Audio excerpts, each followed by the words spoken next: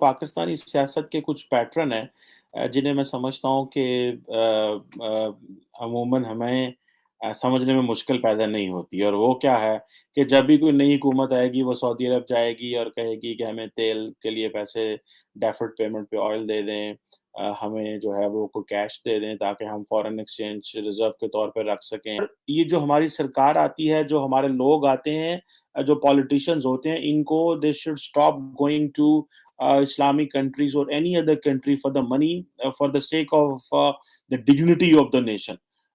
इस तरह निज़ाम नहीं चलेगा कि आप जो है एक तरफ आपके एक हाथ में कटोरा है, एक हाथ में आप जो है वो कशकोल लेके घूम रहे हैं और दूसरे में आप कहेंगे जी हम न्यूक्लियर पावर कंट्री हैं और हम ये हैं और हम वो हैं। इस तरह की बातें अब नहीं चल सकती। देखिए, एक तरफ इंडिया आप देखें कि वो किस तरह दुनिया को कह रहे हैं कि the Indian way is important.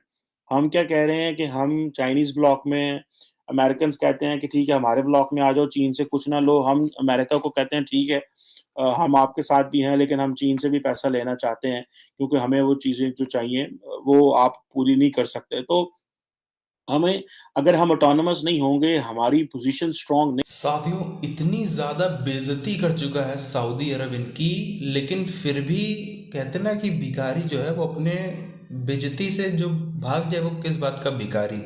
आप देखो, पिछले रमजान में भी ये लोग पहुंचे थे, इमरान खान मतलब कि पहुंचा था अपनी पूरी कैबिनेट लेकर के, और वहां पे खूब डॉलर मांगने की कोशिश करी थी, लेकिन उन्होंने चावल की बोरियां पकड़ा दी थी। इस बात हो सकता है चीनी पकड़ा दे कि जाओ भाई खुद ही अपनी सिवैयाँ बना के खा लेना। मतलब सोचने वाली बात है। ये अभी तक आप देखो, अभी तक इसके पहले कोई उम्मीद नहीं थी, पहले खाली ये बोला जा रहा था। तब मुझे उम्मीद भी थी कि ये आखिर जो है पूरी की पूरी कैबिनेट लेकर के, जितनी 13 पार्टियां, सबके नेताओं को लेकर के वहाँ उम्र करने जा रहा है। क्या बात है, क्योंकि अगर इनको डॉलर ना मिले ना तो ये अपने रिश्तेदारों की मैयत पे भी नहीं जाते हैं। ये वहाँ पे उम्र करने कैसे जा सकते हैं? अब वो बात निकल के आ रही है कि वो वहाँ पर भी भीख मांगने ही गए थे, और अभी तक जो है वो सऊदी की तरफ से इग्नोर ही मारे जा रहे हैं। पाकिस्तान के कुछ बड़े मसाइल हैं कि पाकिस्तान एक ओवर डेवलप्ड स्टेट है, जो ज़ाहिर बात है जो इसकी अंडर डेवलप्ड सोसाइटी है। और जो आप सोशो इकोनॉमिक डेवलपमेंट्स देखें जिसमें नए सोशल नेटवर्क्स इमर्ज हुए हैं, नए कम्युनिकेशन के टूल्स आ गए हैं और अब बार्गेन के स्टाइल बदल गए हैं। अब हालात जो है वो मिडल क्लास भी हमारी एक्सपैंड कर रही है।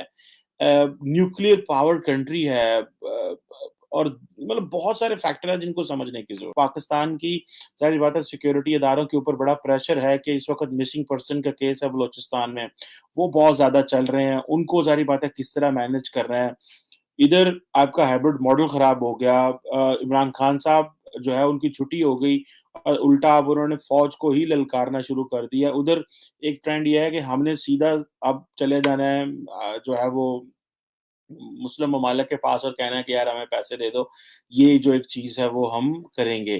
तो एक तरफ आप देखें कि जो ट्रेंड बलूचिस्तान में इमर्ज कर रहा है वो हमें किधर लेके जा रहा है। वहाँ पे जो बलोच यूथ है जो कोई पढ़ी-लिखी है, इंग्लिश स्पीकिंग है, वो पढ़े-लिखे यूनिवर्सिटियों के लड़के। मैं आज एक वीडियो देख रहा था, उस वीडियो में वो जो शख्स है वो सीधा-सीधा चाइनीज़ प्रेज़िडेंट को अंग्रेज़ी में कह रहा है पायन कि आप जो है वो बलूचिस्तान से निकल जाओ, आप पाकिस्तान के साथ जो फ़ौज के साथ या हुकूमत के साथ मिलके काम कर रहे हो, हम एक-एक चीनी को पकड़-पकड़ के मारेंगे। और वो बलोची था और वो इंग्लिश में बात कर रहा था और बड़ी अच्छी फ्लुएंट इंग्लिश बोल रहा था। ये जो हमारी सरकार आती है, जो हमारे लोग आते हैं, जो पॉलिटिशियंस होते हैं, इनको they should stop going to Islamic countries or any other country for the money, for the sake of the dignity of the nation. इस तरह निज़ाम नहीं चलेगा कि आप जो है एक तरफ आपके एक हाथ में कटोरा है, एक हाथ में आप जो है वो कशकोल लेके घूम रहे हैं और दूसरे में आप कहेंगे जी हम न्यूक्लियर पावर कंट्री हैं और हम ये हैं और हम वो हैं। इस तरह की बातें अब नहीं चल सकती हैं। अभी हमारी कम्युनिकेशन का स्टाइल बदल गया है, हमारा फैमिली स्ट्रक्चर बदल गया है, फैमिलियाँ बदल गई हैं, रियासत एक बिल्कुल डिफरेंट डायरेक्शन में चल रही है और हम जो है अब उसको इस रियासत को 1970, 80, 90 के मॉडल से चलाना चाहते हैं। वो जो एक कलेक्टिव अप्रोच हुआ करती थी, अब वो इंडिविजुअल अप्रोच में चेंज हो गई है। एक बहुत बड़ा क्राइसिस जो डेवलप्ड पाकिस्तान है उसमें भी पैदा हो रहा है because have and have nots की जंग शुरू हो गई है। स्टेट की डिलीवर करने की कैपेबिलिटी नहीं है। फोर्स, गन और दबाना, डराना, धमकाना, ज़ाहिर-सी बात है जो स्टेट के उसको चैलेंज करता है वो फिर होता है। अब आज़ादी बहुत ज़्यादा लोगों को मिल गई है। सो मैं समझता हूँ कि इस तरह पैसे माँगना और जाते रहना और जाके कहते रहना, दैट वोंट वर्क। आप औरत मार्च को देख लें, आप पीटीएम को देख लें, आप जो ग्वादर में हकूक़ की तहरीक चली थी रिसेंटली, अगर आपको याद होगा, जिसमें बहुत ज़्यादा लोग सड़कों पे निकल आए और उन्होंने जो है वो बड़ी बात की। गिलगित-बल्तिस्तान में सोशल मूवमेंट जो थी वो चल पड़ी। फिर इसी तरह अगर आप देखें कि तहरीक लब्बैक पाकिस्तान जो है, टीएलपी जैसे वायलेंट ग्रुप्स इमर्ज कर गए, टीटीपी वहाँ पे मौजूद है, बलोच इंसर्जेंट्स हैं, इस तरह के और भी इस तरह सो ये जो तब्दीलियाँ आ रही हैं इस है, और जो ग्लोबल डेवलपमेंट्स हैं उसमें वो सिंक इन नहीं सारा कुछ हो रहा। लोगों को नौकरियाँ चाहिए, लोगों को रोज़गार चाहिए। तो ये चीज़ें जो हैं वो ज़ाहिर बात है, दे आर प्रॉब्लमैटिक हैं कि अब हमारा लीडर जो है वो उसने कशकोल पकड़ा हुआ और भागा सऊदी अरब चला गया, भागा यूएई चला गया। मतलब this is not going to work anymore. आपको अगर आपने पाकिस्तान में अदारे मज़बूत ना किए, आपने जो है वो एम्पावर्ड लोगों को ना किया फिस्कली, एडमिनिस्ट्रेटिवली, पॉलिटिकली। देखिए, एक तरफ इंडिया आप देखें कि वो किस तरह दुनिया को कह रहे हैं कि the Indian way is important. हम क्या कह रहे हैं कि हम चाइनीज़ ब्लॉक में हैं, अमेरिकन्स कहते हैं कि ठीक है हमारे ब्लॉक में आ जाओ, चीन से कुछ ना लो। हम अमेरिका को कहते हैं ठीक है, हम आपके साथ भी हैं लेकिन हम चीन से भी पैसा लेना चाहते हैं क्योंकि हमें वो चीज़ें जो चाहिए वो आप पूरी नहीं कर सकते। तो हमें, अगर हम ऑटोनॉमस नहीं होंगे, हमारी पोज़ीशन स्ट्रॉन्ग नहीं, वो किधर-किधर वो जा रहे हैं भई। वो अपनी जो है वो अपने बैकयार्ड में क्या-क्या काम कर रहे हैं, और हम ਅਸੀਂ अफ़गानिस्तान ਨੂੰ ਲੈ के बैठे हैं 50 साल। हमारा दुनिया में रेफ़रेंस पॉइंट या ग्लोबल जो एक था वो अफ़गानिस्तान है, दैट्स इट। और अभी ये जो पैटर्न है पैसे माँगने वाला, ये हमें इसकी समझ ही नहीं है। और आपको याद होगा कि जब B3W build back better world Americans ने, ब्रिटिश ने और बाकियों ने इसके ऊपर काम किया था, तो मैंने कहा था कि इसको आज देखें, आज इंडिया ग्रीन इंफ्रास्ट्रक्चर में अरबों डॉलर की इन्वेस्टमेंट्स ले रहा है और कह रहा है जी कि हम तो अगले 50 साल में सेल्फ सफिशिएंट हो जाएँगे शायद। दो एनी हाउ, हम जो बिल्ड बैक बेटर वर्ल्ड है उसको बड़ा क्लियरली समझना चाहिए था। हम उसको नहीं कर सके। लेकिन अभी भी हमारे पास मौका है कि जिस तरह बलूचिस्तान में अगर हमने चीज़ें ठीक ना की, हाइब्रिड मॉडल के तजर्बे बंद ना किए, इमरान खान जैसे लोगों को अगर एस्टैब्लिशमेंट उठाएगी, गिराएगी, सियासत में आएगी, जुडिशरी, ये जो पोलराइज़ेशन है, देखें इमरान खान साहब ने सिंगल हैंडेडली पकड़ के फ़ौज को कंट्रोवर्शियल कर दिया, अदलिया को कंट्रोवर्शियल कर दिया क्योंकि वो कहते हैं मुझे बाहर रखा है। अगर आप एट फर्स्ट हैंड एस्टैब्लिशमेंट सारी पॉलिटिक्स से बाहर होती and let these politicians, these political titans fight. साथियों, अगर हम देखें पाकिस्तान में सरकार कोई भी हो, मतलब कोई भी इमरान खान की सरकार, आप देखो इससे पहले कभी नहीं रही थी, जो इधर 4 साल रही उसके पहले कभी नहीं रही है।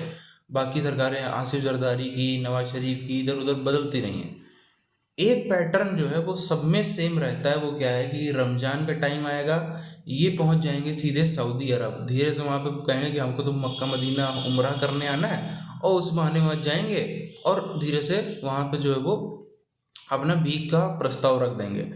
जब आपका देखो ये क्रिसमस वगैरह आता है, तब ये यूरोपियन कंट्रीज में चले जाते हैं, उनको मैरी क्रिसमस बोल रहे हैं। जब चाइना अपना नेशनल डे मनाता है या और कोई भी चाइना का पर्व होता है, तब ये वहाँ पहुँच जाते हैं कि भाई हमको ऐसे ऐसे कर्जे दे दो। अगर ऐसा होता ना, अगर फॉर एग्जांपल दुनिया में कि 5-10 हिंदू देश होते, कोई मान लो फॉर एग्जांपल यूरोप में है, कोई साउथ ईस्ट एशिया में है, क्योंकि हिंदुस्तान से ये लोग ढके छुपे तरीके से बहुत पैसा मांगते हैं, मदद भी मांगते हैं, बहुत अंदर अंदर तारीफ करते हैं, मोदी जी बाबा मोदी जी अंदर, लेकिन पब्लिकली कर भी नहीं सकते हैं। पब्लिकली करेंगे तो जानते हैं इनका क्या असर होगा, इनकी खुद की पब्लिक इनके पीछे पड़ जाएगी, इनको वोट नहीं मिलेगा।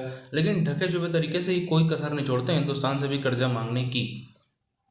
अगर जो हम लोग बात करें, अगर 5-10 हिंदू देश होते ना दुनिया में और हिंदुस्तान के अलावा अच्छे खासे अमीर, तो ये वहाँ भी रामनवमी में जय श्री राम बोल के पहुँच जाते हैं, अरे थोड़ा सा कर्जा हमको दे दो, थोड़ा सा कर्जा हमको दे दो। ये ऐसे लोग हैं।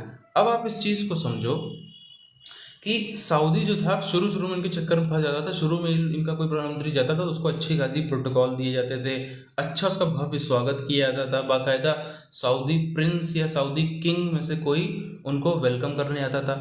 इस बार ये सब चीज़ें देखने को नहीं मिली। इस बार ना कोई उनको वेलकम करने गया, ना कोई इतने अच्छी सुविधाएं दी गई जितनी पहले दी जाती थी, क्योंकि उनको पता है ये फिर से भीख ही मांगने आया है और फिर से ये जो है हमारी छाती में भीख मांग के डंडा करेगा जब तक। और ये भी है, जब तक भीख मिल नहीं जाती, आप देखो 2 दिन का दौरा 6 दिन का, 8 दिन का, 10 दिन का भी हो जाता है। पिछले साल भी हुआ था। टरकाने की कोशिश करता है सऊदी 2 दिन 3 दिन में कि चले जाएंगे, नहीं जाते ये 10 10 दिन 12 12 दिन, जब तक उन्हें कुछ भी नहीं मिल जाएगा तब तक ये जाते ही नहीं है। आप ये राय है बहरहाल नीचे कमेंट करके बताइए। मिलते हैं आपसे अगले वीडियोस में, तब तक के लिए जय हिंद।